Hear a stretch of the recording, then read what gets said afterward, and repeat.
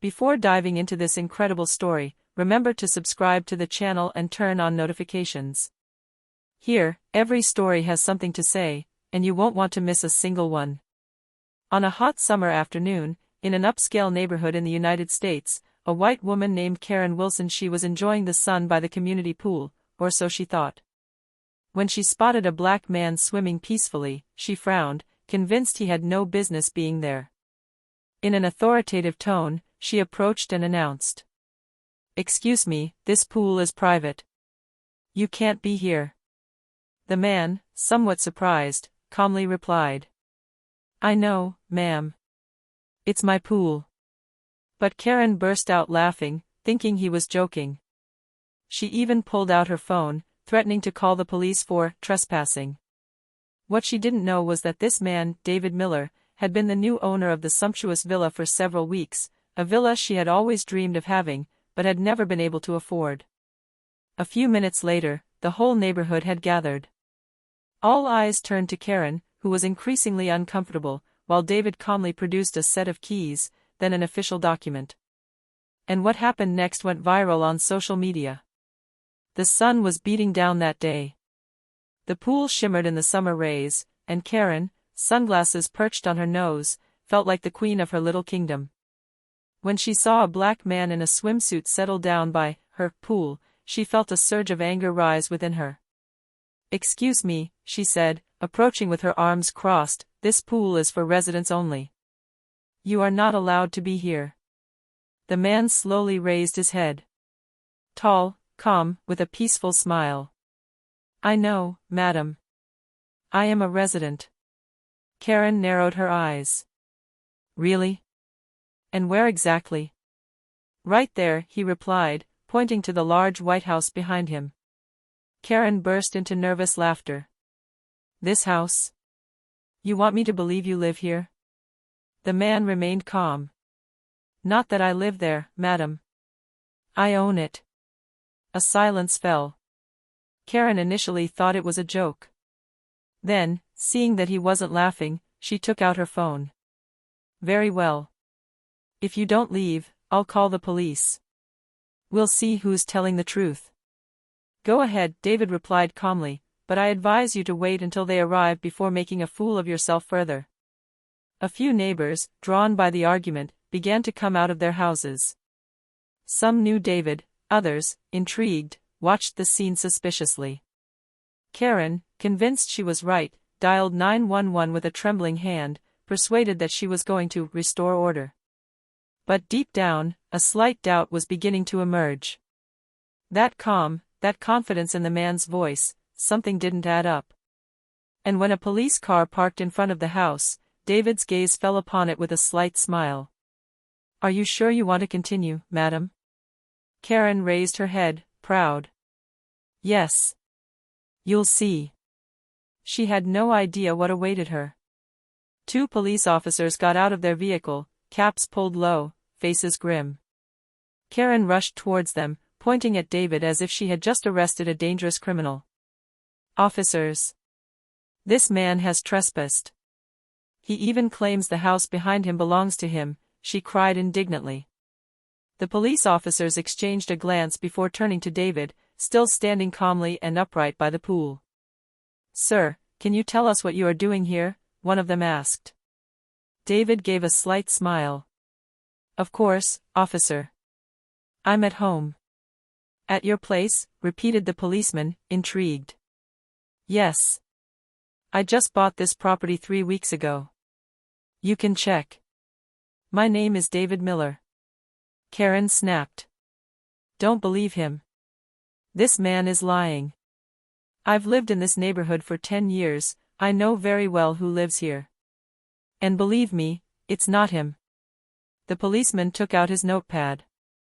"Madam, what is your name?" "Karen Wilson. I live just 2 houses down from here. And I know the previous owner, a certain Mr. Reynolds." David nodded gently. "That's right.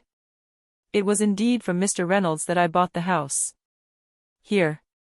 He calmly took a plastic folder out of his bag and handed the police officers a document bearing an official seal. One of them read it carefully. Deed of ownership, transfer of July 24, new owner, David F. Miller. Silence fell abruptly. Karen felt her heart sink. The police officers looked at each other, then returned the document to David with a respectful gesture. Everything is in order, Mr. Miller. Sorry for the inconvenience. David smiled politely. No problem, officer. I understand. One of the police officers then turned towards Karen. Madam, you have wrongfully accused a property owner on their own property. This kind of unnecessary call can be considered abusive.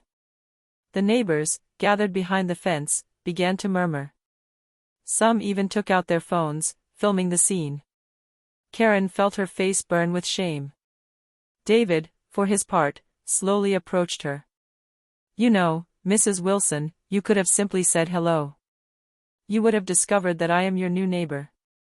Karen, speechless, lowered her eyes, unable to reply. David added with a quiet smile. But don't worry, the pool is big enough for everyone, if you know how to swim respectfully. The police officers left. The silence of the neighborhood was broken only by the sound of the car driving away and the lapping of water in the pool. Karen remained there, frozen, while David calmly plunged back into the swimming pool, under the admiring gaze of the neighbors. A few hours after the incident, the neighborhood was still buzzing with whispers. No one was talking about anything else. And above all, everyone had seen what had happened. A local teenager, who witnessed the scene, had filmed the entire confrontation, from the moment Karen yelled at David until the police intervened. The video, posted on social media with the title, "She told him to leave the pool, but he's the owner," went viral within hours. Thousands, then millions of views. Internet users were shocked by David's calm and dignity in the face of Karen's arrogance and condescension. This man is a living lesson in class and composure. Karen has just learned the hard way who the real owner is. That's why respect doesn't depend on skin color. Meanwhile, Karen, overwhelmed with shame, avoided leaving her house. The neighbors who used to greet her now looked away. A few days later, a local journalist knocked on David's door to interview him.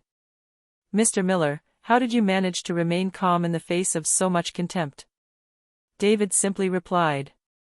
You can't teach respect by shouting. But you can inspire it by remaining dignified. His words touched millions of hearts. Invited to several television programs, he became a symbol of tolerance and serenity in the face of everyday racism. And ironically, a year later, at a neighborhood barbecue, Karen ended up coming too. Head down, a plate of salad in her hands, she approached timidly. Mr. Miller. I wanted to apologize. I was wrong. You didn't deserve this. David looked at her for a moment, then nodded gently. The important thing is not what we did yesterday, Mrs. Wilson, but what we decide to learn today. She gave a faint smile. And for the first time that day, they shared a meal by that same pool, the one that had been the source of humiliation, but also of a profound lesson in humanity. A few months later, the neighborhood had regained its tranquility. But this swimming pool, once a simple symbol of luxury, had become a place for meeting, exchanging ideas, and showing respect. David had opened it up to all his neighbors, without distinction. Every weekend, he organized meals, moments of sharing, and even collections for families in difficulty. Where there had been mistrust and contempt, there were now laughter, music, and sincere discussions. Karen, for her part, had changed a lot. She now participated in events, still discreet, but grateful to have had the chance to redeem herself. One day, she confided in a friend. I thought I knew people by their appearance, but it was I who didn't know myself.